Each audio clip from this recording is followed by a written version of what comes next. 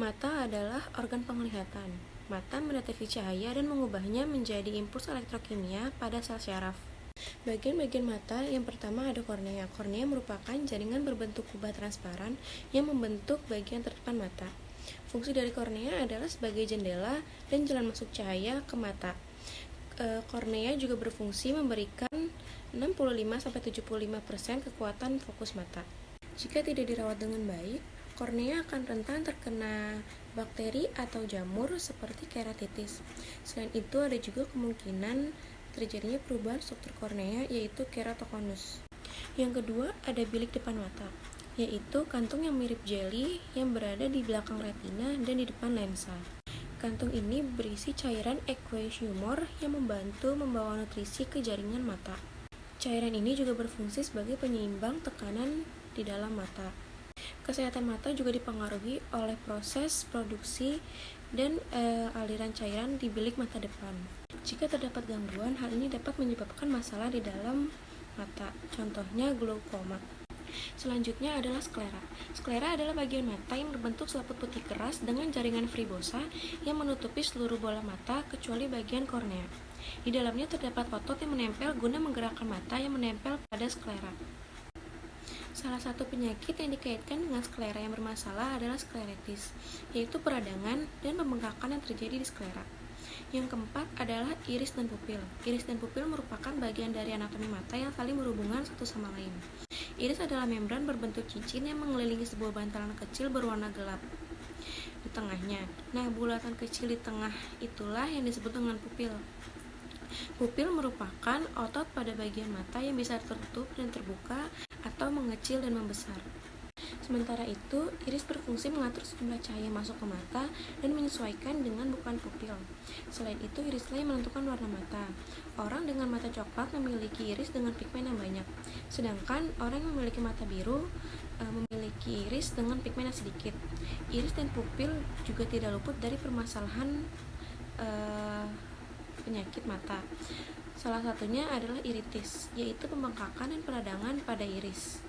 Yang kelima adalah lensa. Lensa adalah bagian mata yang berupa jaringan transparan dan lentur, yang terletak tepat di belakang iris dan pupil, setelah kornea. Fungsi lensa adalah membantu memusatkan cahaya dan gambar pada retina. Lensa ini memberikan 25-35% kekuatan fokus mata. Lensa juga merupakan bagian mata yang umum mengalami masalah. Apabila ada seseorang yang memiliki kondisi miopi atau hipermetropi, hal ini disebabkan oleh posisi lensa dan kornea yang tidak tepat pada bola mata.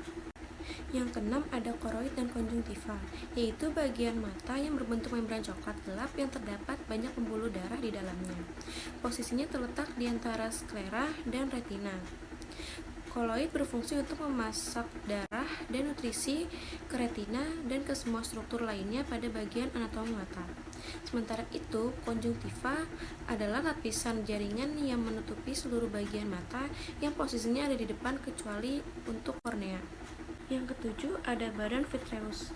Berbeda dengan cairan aqueous humor yang adanya di depan lensa mata, vitreous humor terletak di belakang lensa mata. Vitreous adalah zat seperti jeli yang mengisi bagian belakang anatomi mata.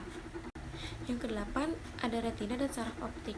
Retina adalah sebuah jaringan yang peka terhadap cahaya. Retina ini melapisi permukaan bagian dalam anatomi mata. Sel di retina bisa mengubah cahaya maksimal impuls listrik. Impuls listrik ini dibawa kepada saraf optik kotak yang akhirnya menafsirkannya sebagai gambar atau objek yang dilihat oleh mata kita. Yang kesembilan ada makula, yaitu area sensitif kecil di tengah retina yang memberikan penglihatan sentral. Pada makula terdapat fovea. Fovea terletak di pusat makula dan fungsinya untuk memberikan penglihatan detail yang paling tajam. Kerusakan pada makula umumnya dapat berpengaruh ke penglihatan sentral atau bagian tengah. Gangguannya adalah degenerasi makula yang biasanya terjadi pada orang-orang berusia 50 tahun ke atas. Yang ke-10 ada kelopak mata. Meski terletak di bagian terluar, kelopak mata adalah bagian anatomi mata dan fungsinya yang tak kalah penting dari bagian mata lainnya. Kelopak mata membantu menjaga kesehatan mata dan melindungi kornea dari paparan benda-benda asing. Selain itu juga membantu agar air mata tersebar dengan merata pada permukaan mata. terutama jika kelopak mata tertutup. Gangguan pada mata yang pertama ada rabun dekat atau hipermetropi. Ini disebabkan karena lensa mata yang terlalu pipih, jadi mata tidak dapat melihat benda dari jarak dekat dengan jelas. Penglihatan orang dengan penderita rabun dekat bisa diperbaiki dengan menggunakan kacamata berlensa cembung atau plus.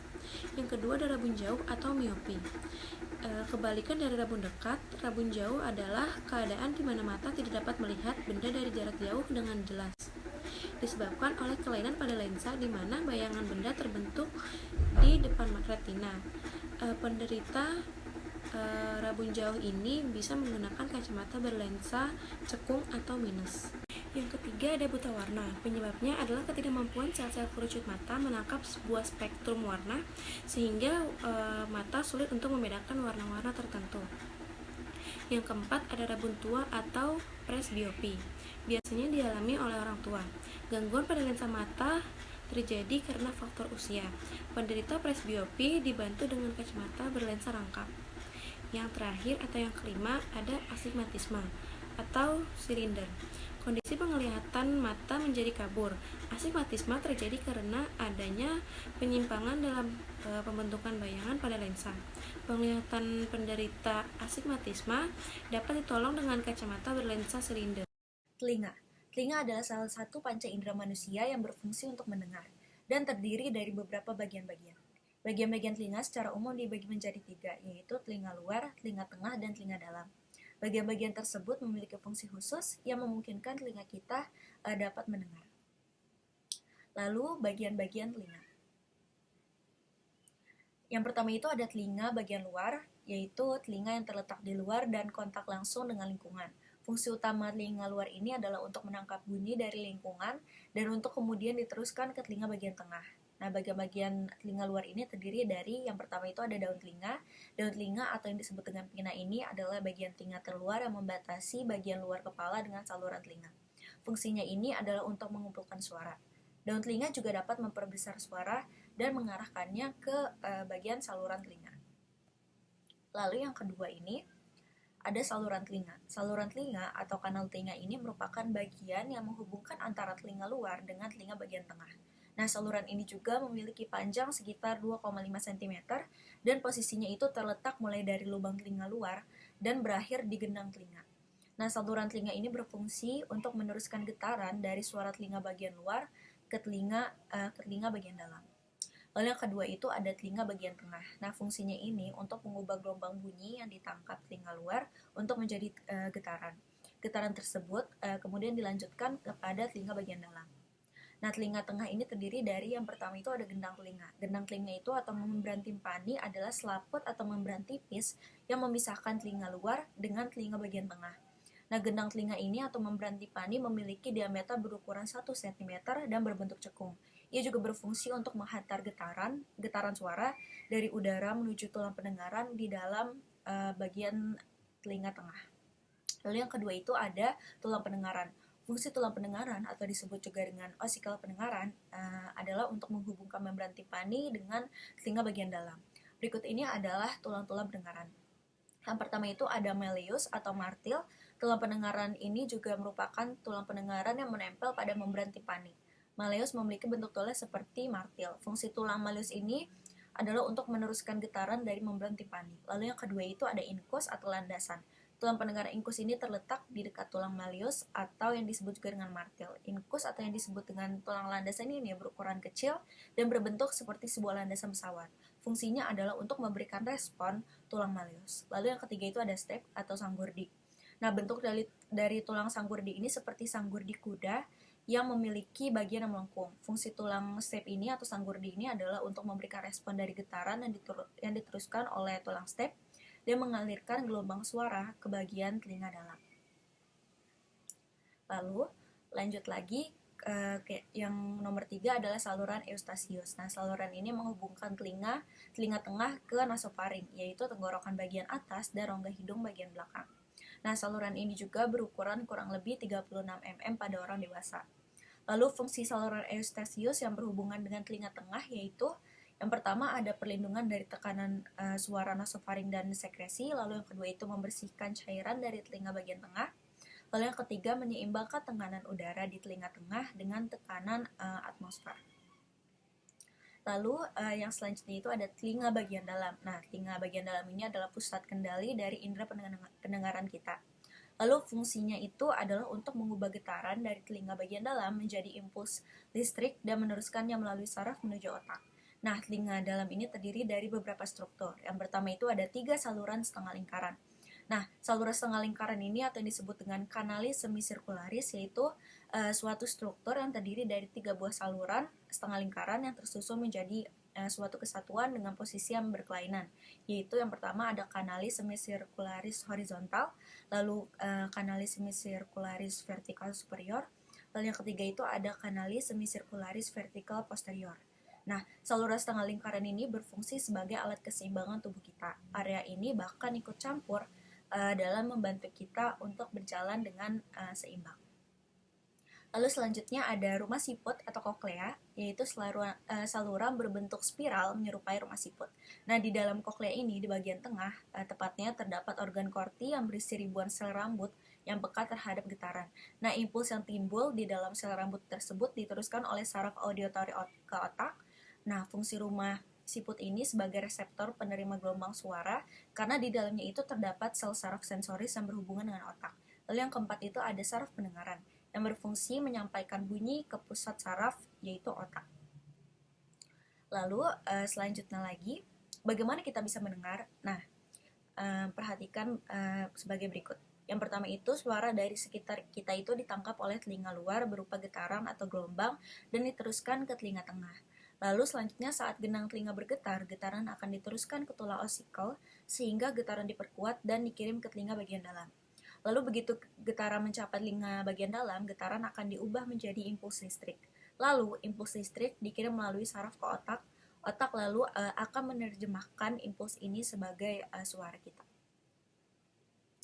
Lalu apa saja gangguan pada telinga? Yang pertama itu ada infeksi telinga. Infeksi telinga ini terjadi ketika ada sumbatan pada saluran eustasius sehingga ada penumpukan cairan di telinga bagian tengah. Pemicunya bisa karena alergi, demam, infeksi sinus, kelebihan lendir, merokok atau perubahan tekanan udara secara drastis. Lalu yang selanjutnya itu ada tinnitus. Tinnitus ini adalah kondisi telinga yang berdengung yang bisa terjadi karena mendengar suara terlalu kencang, efek samping obat, atau gangguan di pembuluh darah. Lalu selanjutnya itu ada penyakit Meniere. Nah, penyakit ini merupakan konsekuensi dari masalah pada cairan di telinga bagian dalam. Gejalanya bisa menyebabkan penderitanya vertigo atau mengalami tinnitus. Lalu selanjutnya ada barotrauma, yaitu cedera pada telinga karena perubahan tekanan atau air secara drastis. Lalu selanjutnya ada vertigo. Nah, vertigo ini adalah gangguan pada organ keseimbangan sehingga ruangan terasa berputar. Lalu selanjutnya ada penyakit tuli yang biasa kita dengar. Nah, tuli ini terjadi karena adanya kerusakan yang terjadi pada saraf pendengaran kita. Tubuh kita diselimuti oleh kulit. Nah, kulit ini tuh berfungsi untuk melindungi bagian-bagian tubuh dalam kita dari pengaruh luar. Kulit juga berfungsi mengatur suhu tubuh dan sebagai indera peraba. Melalui indera peraba, kita dapat merasakan sakit, panas, dingin apabila sesuatu menyentuh kulit kita. Hal itu dikarenakan pada permukaan kulit kita ini terdiri atas berbagai penerima rangsang yang akan menanggapi rasa sakit, tekanan, panas, dan dingin. Selanjutnya adalah bagian-bagian kulit dan fungsinya. Kulit merupakan lapisan terluar dari tubuh kita. Nah, kulit ini terdiri atas 3 lapisan. Ada lapisan epidermis, dermis, dan lapisan hipodermis. Yang pertama, kita akan membahas mengenai lapisan epidermis. Epidermis itu merupakan lapisan terluar dari kulit kita. Lapisan epidermis tersusun atas kulit ari dan lapisan Malpighi. Nah, pada epidermis terdapat saluran keringat, lubang kulit atau biasa kita sebut itu pori-pori, sama ujung rambut. Nah, kulit ari ini merupakan lapisan epidermis yang paling luar. Kulit ari tersusun atas sel-sel terluar dari lapisan Malpighi yang telah mati. Kulit ari berfungsi mencegah masuknya bibit-bibit penyakit ke dalam tubuh dan mencegah penguapannya air dari tubuh. Lapisan Malpighi berada di sebelah dalam kulit ari. Lapisan ini tersusun atas sel-sel yang aktif membelah diri. Selanjutnya kita akan membahas mengenai lapisan dermis. Dermis berada di bawah atau di sebelah epidermis. Pada dermis terdapat kelenjar keringat, kelenjar minyak, akar rambut, pembuluh darah, saraf, sama reseptor indera praba. Yang selanjutnya adalah kita membahas hipodermis. Hipodermis adalah lapisan kulit yang paling dalam. Lapisan ini mengandung banyak jaringan lemak yang berguna untuk menghangatkan tubuh. Yang selanjutnya adalah cara kerja kulit. Rangsang yang dapat diterima kulit berupa sentuhan panas, dingin, tekanan, dan nyeri ketika kulit menerima rangsang. Rangsang tersebut diterima oleh sel-sel reseptor. Selanjutnya, rangsang akan diteruskan ke otak melalui urat saraf. Oleh otak, rangsang akan diolah. Nah, akibatnya kita merasakan adanya suatu rangsang. Otak pun memerintah tubuh untuk menanggapi rangsang tersebut. Kelainan-kelainan pada kulit. Kulit merupakan bagian tubuh terluar nih. Nah, jadi selalu berhubungan langsung sama lingkungan sekitar kita. Oleh karena itu, kulit gampang terluka ketika menyentuh sesuatu yang kasar atau terkena sesuatu yang kasar. Kulit juga mudah terkena jamur, penyakit. Hidung adalah pintu masuk udara. Di sana ada berbagai proses yang berjalan sebelum oksigen bisa berlanjut turun ke organ pernapasan manusia yang lain. Fungsi hidung. Yang pertama sebagai organ pernapasan atau penyaring udara. Yang kedua, indera penciuman. Yang ketiga, pemberi rasa makanan. Yang keempat, pengaturan suara. Yang kelima, pembersihan saluran pernapasan. Susunan anatomi hidung dan peranannya. Anatomi hidung manusia terdiri dari beberapa bagian, masing-masingnya memiliki peranan tersendiri. Tapi saling kerjasama agar organ yang satu ini bisa berfungsi dengan sempurna. Yang pertama, lubang hidung. Fungsi lubang hidung adalah untuk melindungi hidung dari berbagai ancaman dari luar dan juga mengatur ukuran sesuatu yang dapat masuk dalam hidung. Lubang hidung berhubungan langsung dengan rongga hidung. Hidung manusia memiliki dua lubang yang dipisahkan oleh pemisah hidung atau disebut dengan septum. Yang kedua, bulu hidung. Bulu hidung merupakan rambut-rambut halus pada hidung. Fungsi bulu hidung adalah sebagai penyaring udara yang masuk. Yang ketiga yaitu septum hidung, yaitu struktur yang memisahkan hidung menjadi dua bagian, yaitu kiri dan kanan, dari mulai lubang hidung hingga bagian tenggorokan awal. Dinding septum hidung dilapisi lendir dan mempunyai pembuluh darah, sehingga berfungsi melembabkan dan mengatur suhu udara yang masuk. Septum hidung tersusun atas tulang dan tulang rawan. Yang keempat, rongga hidung. Pada rongga hidung terdapat selaput lendir dan silia atau rambut halus. Fungsi utama rongga hidung yaitu untuk melanjutkan udara yang masuk menuju ke tenggorokan. Rongga hidung juga dapat menjaga kelembaban, suhu, dan tekanan udara. Dalam menjalankan fungsinya, rongga hidung dibentuk oleh tulang tengkorak yang membentuk dinding-dinding hidung. Ada 4 dinding yang saling berhubungan, diantaranya dinding inferior atau bawah, medial atau tengah, superior atau atas, dan lateral atau samping. Yang kelima, saraf hidung atau saraf olfaktori, yaitu salah satu saraf kranial yang berhubungan dengan otak secara langsung. Fungsi saraf olfaktori adalah sebagai reseptor utama dalam indera penciuman. Yang keenam, sinus hidung, yaitu struktur berupa rongga yang terletak di sekitar hidung. Fungsi sinus hidung adalah untuk melembabkan dan menyaring udara. Berikut ini 4 sinus yang ada dalam hidung, diantaranya pertama sinus maxillaris, yaitu sinus yang berada di tulang pipi, 2 sinus frontalis, yaitu sinus yang berada di tengah dahi, 3 sinus ethmoidalis, yaitu sinus yang berada di antara mata, yang keempat sinus sphenoidalis, yaitu sinus yang berada di belakang rongga hidung. Yang ketujuh, tulang rawan hidung, yaitu struktur kuat dan elastis pembentuk bagian ujung hidung. Yang kedelapan, silia. Silia merupakan struktur bulu yang sangat halus dalam hidung. Fungsi silia adalah menyaring udara yang masuk ke dalam hidung. Yang kesembilan, selaput lendir. Fungsi selaput lendir pada hidung adalah untuk menghasilkan mukus hidung atau ingus, sehingga hidung dapat terlindungi dari berbagai kotoran dan bakteri. Mukus hidung yang mengering sering disebut upil. Dan yang ke-10 adalah saluran tenggorokan atau nasofaring. Pada bagian belakang hidung ada saluran yang berhubungan dengan tenggorokan. Pada nasofaring terdapat tuba eustachius, juga tonsil adenoid atau faringeal. Fungsi nasofaring adalah mengatur tekanan udara oleh tuba eustachius dan melindungi dari infeksi oleh tonsil adenoid. Cara kerja hidung. Komponen bauan tersusun atas campuran udara dan berbagai komponen gas lain yang berada di luar tubuh. Udara yang dihirup lubang hidung membawa zat kimia berupa bauan bersamanya. Kemudian udara disaring bulu hidung, lalu zat kimia yang dibawa akan larut bersamaan dengan lendir yang berada dalam rongga hidung. Zat kimia tersebut akan diterima sel olfaktori yang peka terhadap rangsangan bau berupa uap atau gas. Informasi rangsangan tersebut akan dibawa oleh saraf olfaktori menuju otak.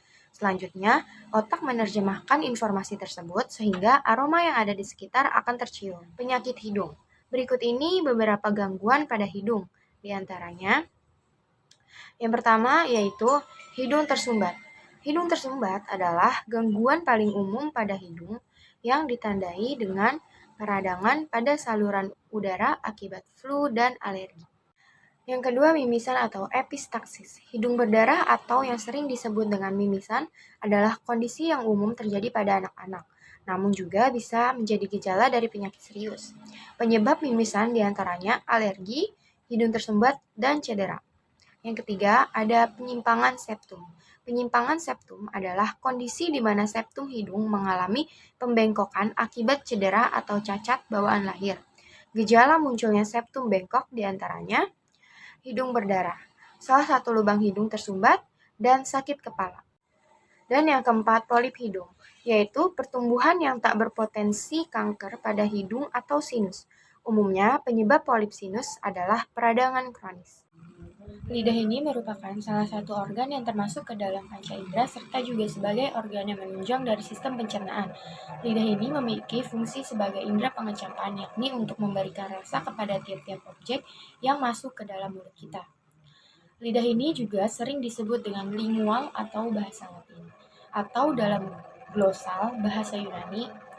Lidah ini merupakan jaringan otot lurik atau otot rangka yang dilapisi oleh membran mukosa. Fungsi lidah memiliki 3 fungsi utama, yaitu 1. Sebagai indera perasa, 2. Sebagai organ pencernaan untuk mencerna dan menelan makanan, 3. Sebagai organ yang berperan dalam proses berbicara. Struktur lidah. Sebagian besar lidah itu tersusun oleh otot rangka. Terdapat 2 jenis otot pada lidah, yakni otot intrinsik serta otot ekstrinsik lidah. Saraf yang bertanggung jawab terhadap lidah ialah nervus hypoglossus. Otot intrinsik lidah ini memiliki peran untuk mengubah ukuran lidah, yaitu untuk memanjangkan, memendekkan, atau juga melebarkan lidah. Sedangkan untuk otot ekstrinsik lidah itu berperan dalam mengatur pergerakan lidah dalam rongga mulut. Otot-otot ekstrinsik lidah. Yang pertama, musculus genioglossus. Ini berfungsi untuk dapat menjulurkan lidah. Kedua, musculus hypoglossus. Ini berfungsi ialah untuk menekan serta juga meretraksikan lidah sehingga punggung lidah lebih cukup. Yang ketiga, musculus titoglossus ini berfungsi untuk memanjangkan serta menarik lidah ke belakang. Yang keempat, musculus palatoglossus berfungsi untuk mengangkat bagian posterior atau belakang lidah serta juga membantu proses inisiasi menelan. Otot-otot intrinsik lidah. Yang pertama, musculus longitudinal superior berfungsi untuk retraksi, melebarkan lidah, juga mengangkat serta menurunkan ujung lidah. Yang kedua, musculus longitudinal inferior berfungsi untuk retraksi, melebarkan lidah, juga mengangkat serta menurunkan ujung lidah.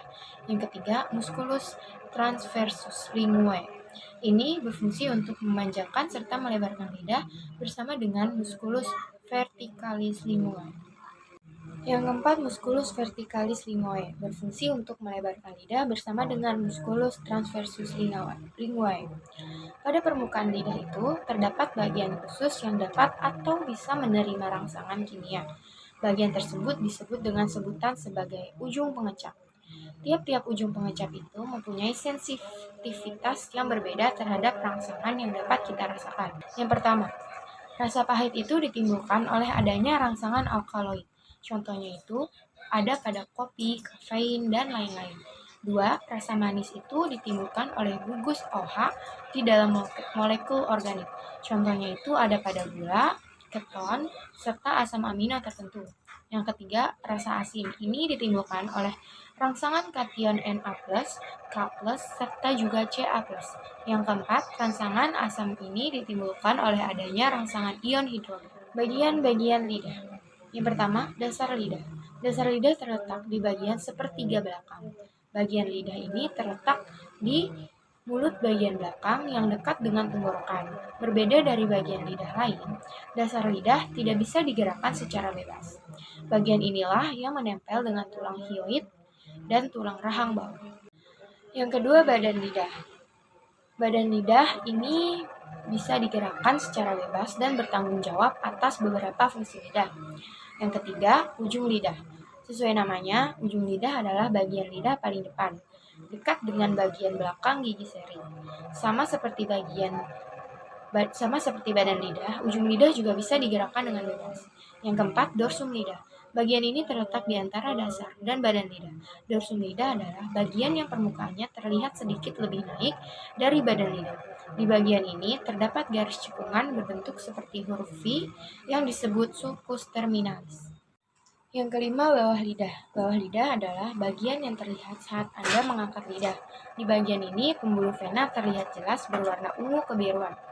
Bawah lidah juga terkadang berfungsi sebagai tempat pemberian obat. Sebab, untuk jenis obat tertentu, penyerapannya terjadi lebih cepat apabila diletakkan di bagian ini pada macam jenis papila. Papila tersebut merupakan sel epitelium bersilia yang berbentuk seperti tonjolan-tonjolan. Pada manusia, terdapat sekitar 10.000 papila lidah. Terdapat 4 macam jenis papila lidah dengan berdasarkan bentuknya. Di antaranya, yang pertama, yaitu papila filiformis. Papila filiformis ini merupakan papila yang mempunyai bentuk seperti benang atau fili. Papila ini menyebar dengan secara merata di seluruh permukaan pada lidah. Papila tersebut berfungsi untuk dapat menerima rangsangan sentuhan serta pengecapan.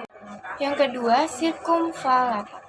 Papila sirkumvalata ini merupakan papila yang berbentuk bulat serta juga tersusun seperti huruf V di belakang lidah. Pada lidah manusia, biasanya jumlah papila sirkumvalata ini ialah sekitar 8-14 buah. Yang ketiga, papila fungiformis. Papila fungiformis ini merupakan jenis papila lidah yang mempunyai bentuk seperti jamur atau fungi.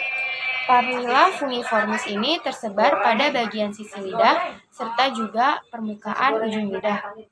Yang keempat, papila foliata. Untuk jenis ini ialah jenis papila yang sangat sedikit yang terdapat pada manusia. Bahkan terdapat yang menggemuk akan bahwa manusia itu tidak memiliki jenis papila ini. Papila ini berbentuk kayak tonjolan daun pada lidah.